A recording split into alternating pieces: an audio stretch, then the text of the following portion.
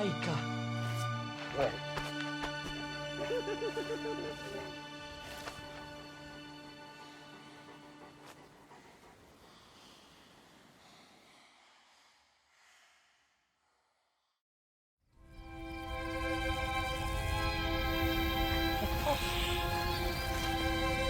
Who's the best space dog? Oh, где моя хорошая, хорошенькая моя, ты просто космическая. Hey, who's the best hairy cosmonaut? It is indeed a lovely sunset. And it reminds me of the skies of Peru. I didn't? I never told you about the wonderful Sky City? Well, it was an extraordinary place, but one filled with dangers. Well, it might have been simple for you to cross it, but you were in a space capsule. I had to rely on my own 2 feet, my noshki. Feet which, I might add, had just crossed the interior, beaten the villain Toll, and helped inspire the Myank to a workers' revolution. Oh, that's all very easy for you to say, but your idea of civilized behavior is licking your own bottom in public. No. My adventures above the clouds were filled with untold dangers, death-defying escapes, and some really quite extraordinarily large Bielorybitsa. And it happened like this.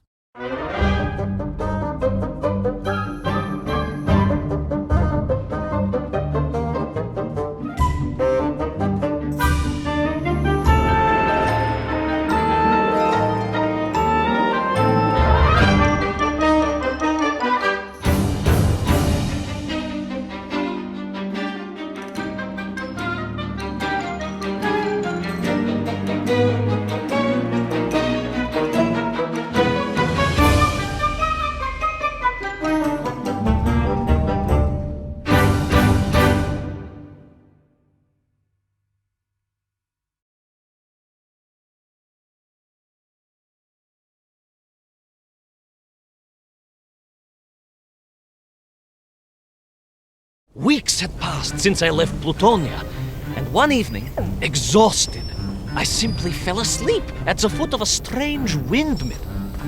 And when I awoke, well, that thought didn't cross my mind. I was exhausted after all. This is beside the point, my nosy canine friend. What matters is this. When I awoke, the windmill and the ground around it had been carried high into the air. What magic was this? Что за магия? As unlikely, perhaps, as a suitcase-sized dog orbiting the center of the Earth for many years. Quite.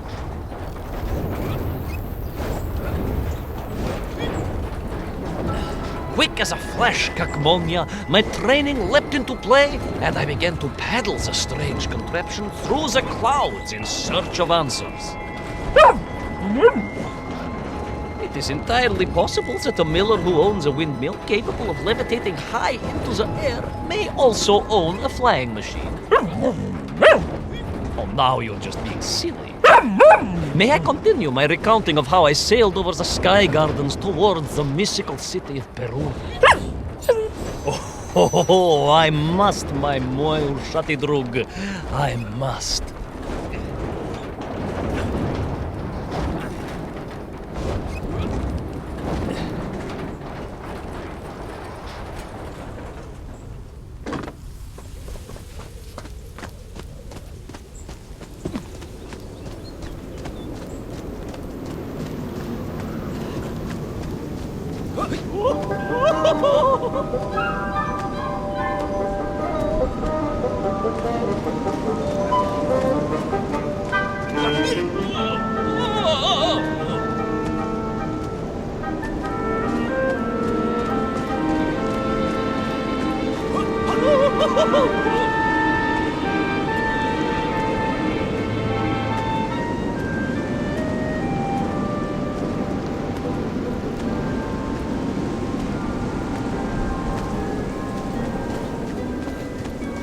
What powerful emanations! What mighty gusts! What an epic squall! They reminded me of Cousin Pavel, yes! But whereas his rearward zephyrs could curdle milk and tarnish the teaspoons, these magical wafts only serve to carry me aloft and onwards.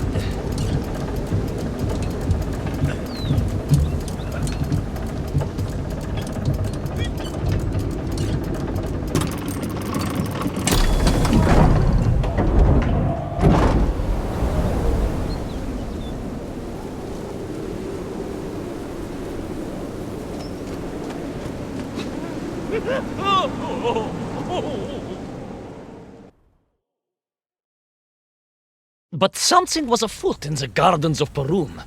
This horrid muck staining the surfaces and making my nose curl. Yes, it was positively Pavilion in scent. But it did not belong here.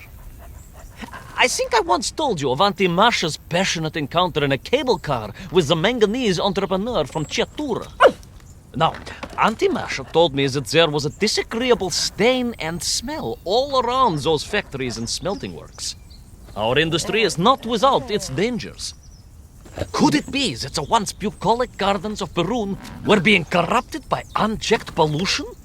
After all, science is a double-edged sword, my bristly confidant. Consider Zemikhov. Of course. I apologize. Прошу прощения. Two-headed dogs is perhaps a rather insensitive analogy, but not without justification in this instance. I have seen the blemished lands around Norilsk, but I could not believe that I would find such pollution here. But this was nothing to the true horror of what was shortly to unfold.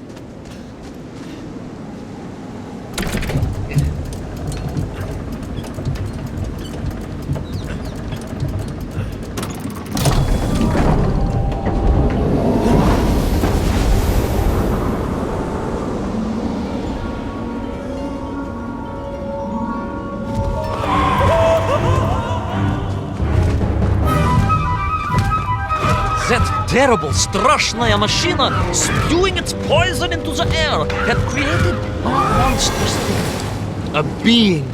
A malignant spoiler of the noble and pure. And it had taken on the form of its prey. Well, of course. No, конечно, I was the prey. The citizens of Perun had clearly long since fled the evilly sentient smog. But I inadvertently wandered into its lair. Oh, I know. Misfortune seemed to dog me. Oh, sorry, I do apologize. To follow my every footstep. But no time to ponder, no time to bemoan the hand that fate had dealt me. No, all that was on my mind was escape, конечно.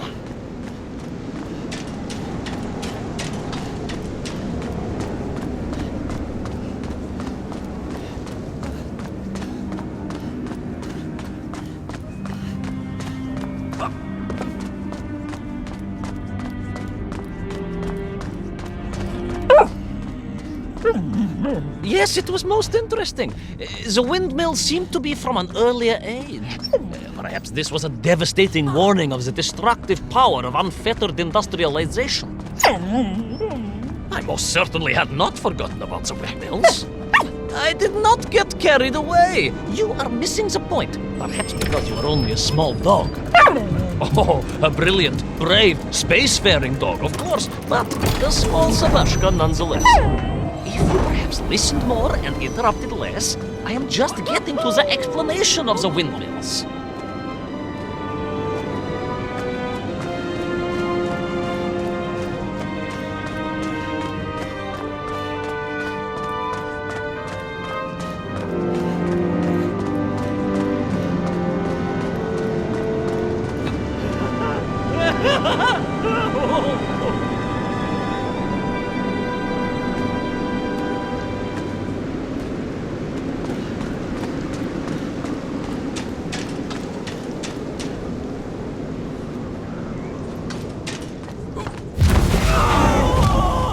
My stinky nemesis was back. But more interesting was the change in the city.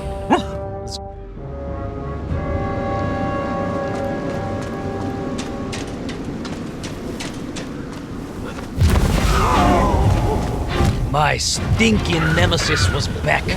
But more interesting was the change in the city. The windmills were fading out, clearly obsoleted, mothballed, relics. Instead, a sense of an obsession with power was apparent. Vast engines, terrible machines, ever hungry and reliant on the rapid consumption of fuel, the production of toxic fumes and choking gases. Pride, my bushisti compadre, pride, ambitia, ambition, the dark side of science. Zemechov's had too many. Don't be ridiculous, dog. Only a durak with the intellectual capacity of a ringworm would think windmills are in any way harmful.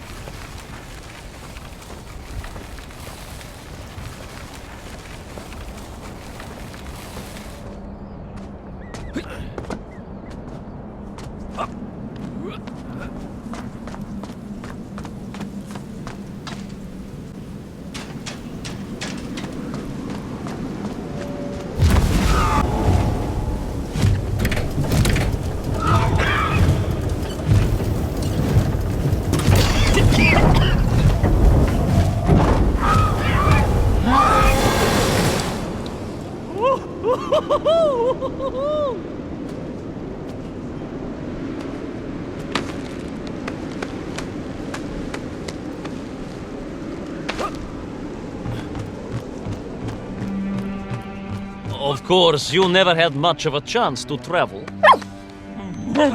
Sarcasm doesn't suit you. You don't have the tail for it. You do, at least, have a tail. Mind you, family gossip maintained that so did Uncle Rabliem, although it was apparently little more than a stub and a source of considerable discomfort and social anxiety for him. The question of whether or not Uncle Rabliem wagged his stub is very much off topic. What I am trying to say is that your upbringing on the streets of Moscow meant you never saw the blackened fields of Magnitogorsk, the sacrifices made by the valiant citizens of that industrial heartland. as they drowned in their own blight, even as they powered the state forwards.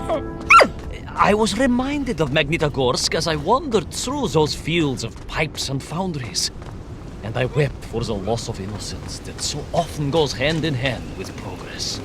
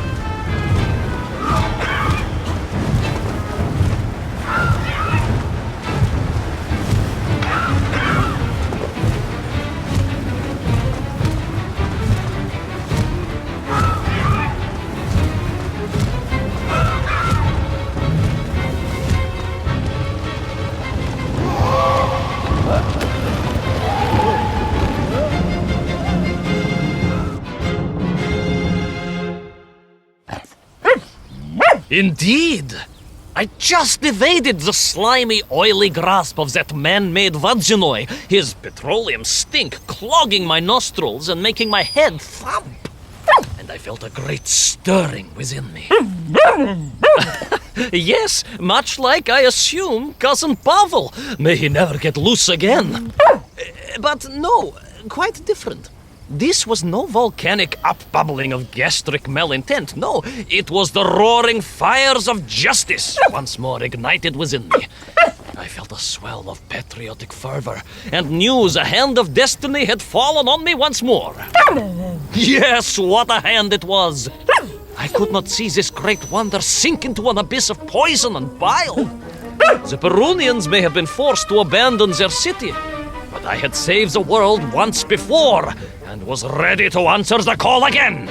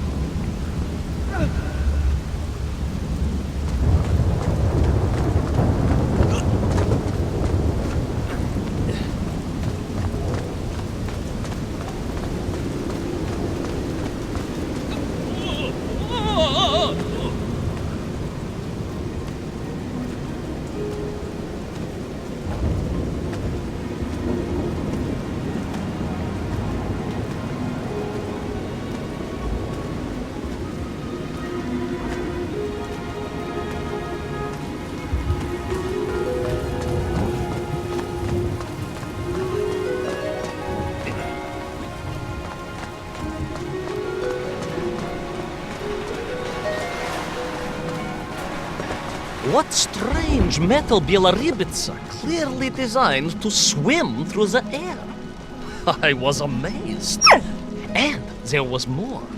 Beneath the fins, I spotted the apertures of hoses and was reminded of the time Auntie Agrafina devised a contraption to water all of her copious algae beds simultaneously with one flush of the toilet by a system of pipes and valves that ran throughout her house. Можно так сказать, in a manner of speaking, yes. Her algae were most irrigated, although her neighbor Victor was washing his trousers in the sink at the time and was bruised quite severely about the face and body. But these were no ordinary flying metal fish. They were designed to expel air, fresh air, and push back the polluted clouds.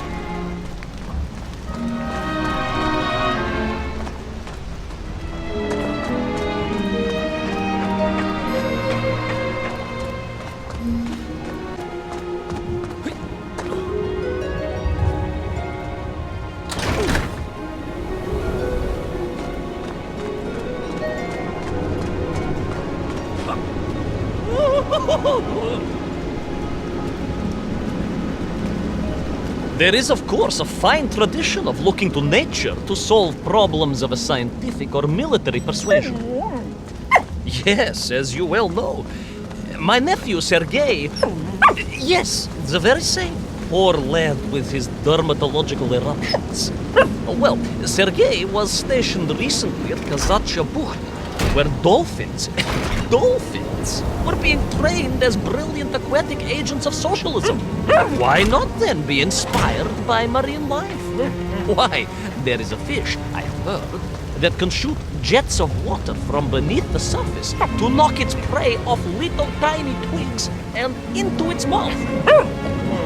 If you were to tell the average mushroom sheriff that a dog would orbit the earth, I suspect you would receive a similarly sneering response.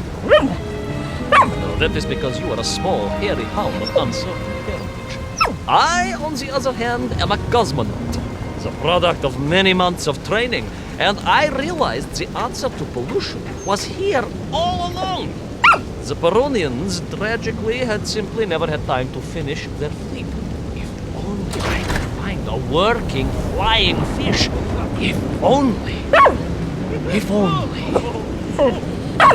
Yes, if only.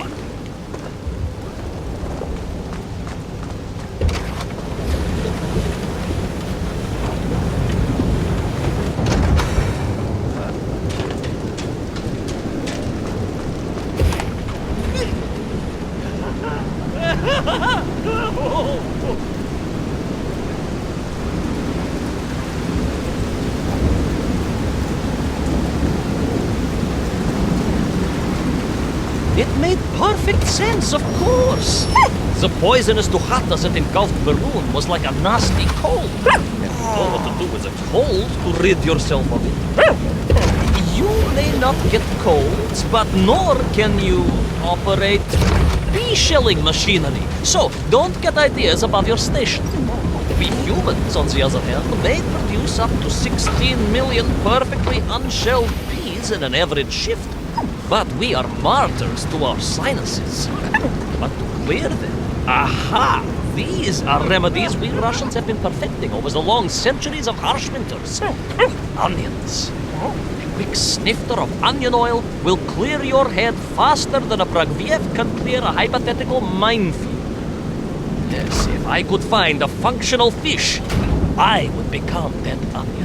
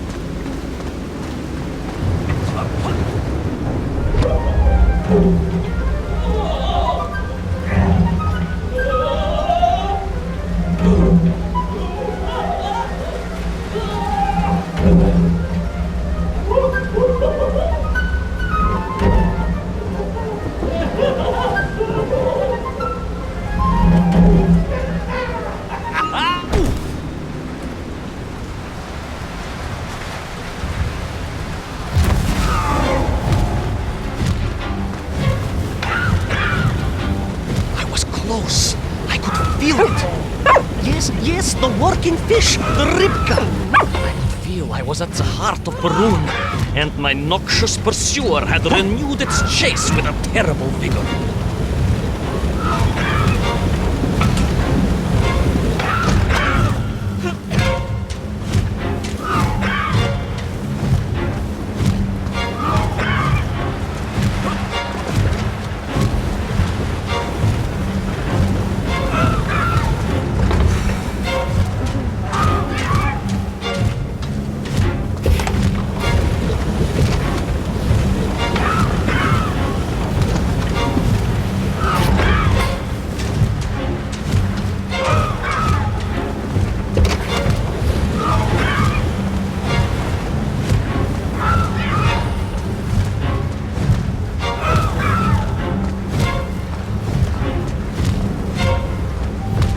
Not far now.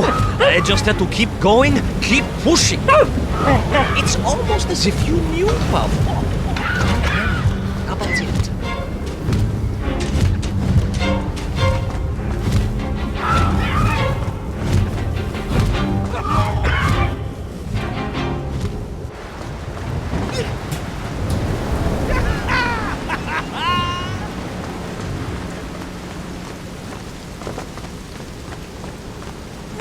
There she was, a beautiful sight, her scales shimmering in the sunlight, her fins poised for action, her onion cannons primed for a great aerial conflict unseen in the annals of human endeavor.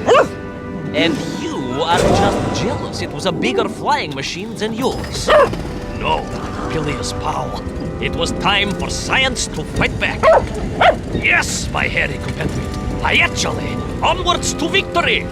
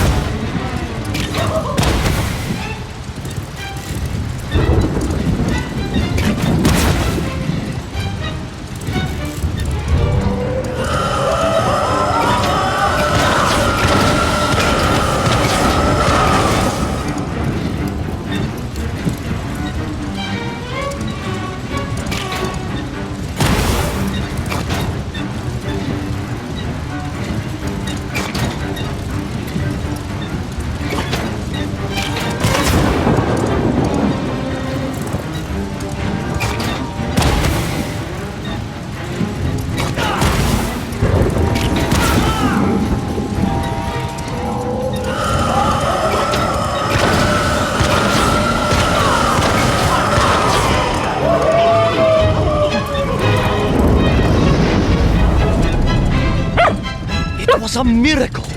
I found myself swooping through beautiful clear skies, the strange interior sunlight gleaming on the sides of my fishy vessel. I heard birds clear their little throats and begin their wondrous gvalt, the wind gently humming on the fins. And then, all of a sudden, under it all, well, you see, in my hurry, it didn't even occur to me to check how much fuel was carried in the strange craft. With a horrible splutter, the engines choked and died. And suddenly we were plummeting downwards towards our doom. I did not. A simple mistake that many have made. Why, my Aunt Agrafina met her untimely demise being late for a fungal sculpting seminar and making exactly exactly the same error. Only, unfortunately, it left her stranded in sub-zero temperatures just outside Pravachitsinsk. She wasn't found until 18 years after her own funeral, but was perfectly preserved. Remarkable, really. It is beside the point, yes. So, there I was. My fabulous ship had become a terrible prison. I was hurtling to my almost certain death. My triumph turned to tragedy. But then... Well, you know what happened next. Even so, moi magnati drug, that is a story for another time. A most extraordinary story, of course, filled with dangers and wonders, and canals, and invasions, and strange doorways to other worlds. But perhaps too long a story for now. Yes, indeed, my canine tavarish. Time for soup. Auntie Agrafina's famous borscht. Coming? You know, I think you really did have the happier time in Perun. The benefits of being a suitcase-sized dog in a little space machine, perhaps. Yes, the correct term is indeed capsule, as I told the general once. Why, a letter just the other week? He's thinking of retiring, he says. Yes, and moving to Bashkiria to nurture bees. Bees? Surprised me too. I thought if animal husbandry was to be his passion, it would be a large, manly animal like elk, or bears, or a caban. Perhaps the bees he is thinking of are particularly militaristic. Or stingy, yes. Did you want bread with your soup? In which case, there's half a tin of old beef you could also finish.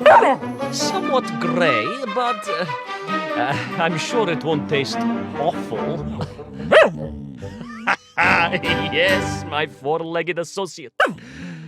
Now, did I ever tell you the story of when Uncle Rablien got his stub ensnared in the seat of a wicker chair in the finest fish restaurant in the whole of Taliatsie?